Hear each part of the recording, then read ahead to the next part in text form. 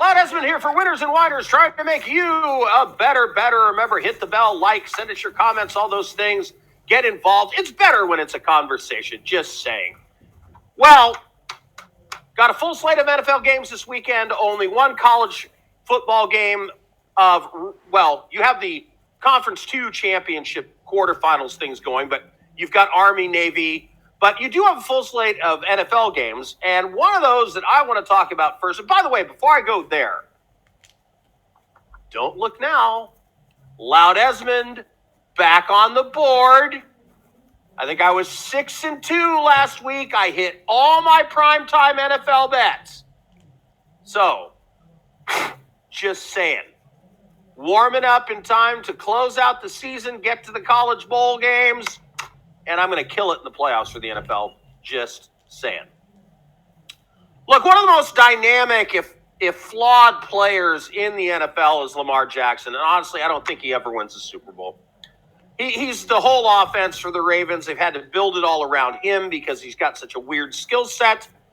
And, he's going to miss at least another game. He'll miss the game against Pittsburgh this weekend where the Kenny Pickett era is well underway. He replaced erstwhile starter Mitch Trubisky about midway through the season. So you're going to get a Trubisky versus Huntley game here. And, the Ravens, it's kind of too bad because the Ravens and Steelers used to be a great rivalry. And now it's just kind of meh.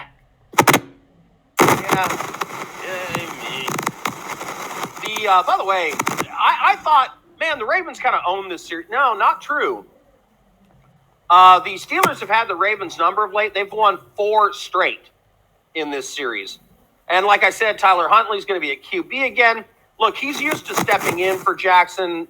He played 4 games last year. Went 1-3. 122 of 188 passing for about 1,080 yards and 3 touchdowns, 4 interceptions. Whatever. Last week, the Ravens' offense was anemic, and they managed just 10 points against the Broncos. Man, I got to tell you, the Broncos have played some of the ugliest games this year.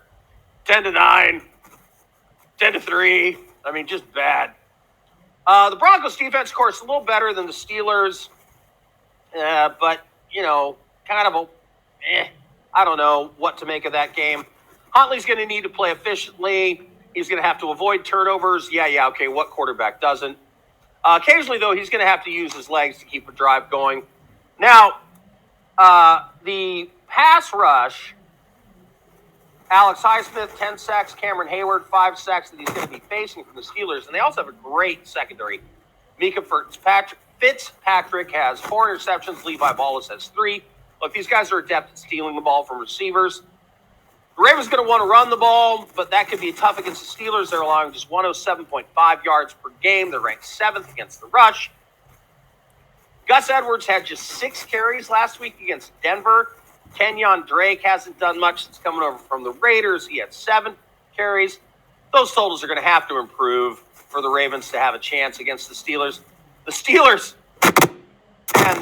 offense, 17.8 points a game. Ugh, one of the worst. The run game with Najee Harris, by the way, and I would know, he's my fantasy running back, sucks. Pittsburgh quarterback Kenny Pickett, not great. Looks like a rookie most of the time. He's got 1,800 yards, 4 touchdowns, and double that in interceptions. So that's a terrible ratio. Pat Freiermuth and Deontay Johnson are his top targets, not exactly household names in the receiving category. Still, the Steelers' passing offense is slightly better than the Ravens at number 24. Baltimore's been stout against the run all season, so that's not going to work really well. Roquan Smith has really helped the Ravens' defense there. They are dealing with some injuries in linebacker and secondary that may make them a little thin at those positions. Look, bottom line here, both teams are going to struggle to score. Both teams are going to lean on their running game and defense. Pittsburgh, I'm going to take because they're getting the points and they're at home. Pittsburgh +2, or maybe, just maybe, the outright win. I'm Loud Esmond for Winners and Winers, trying to make you a better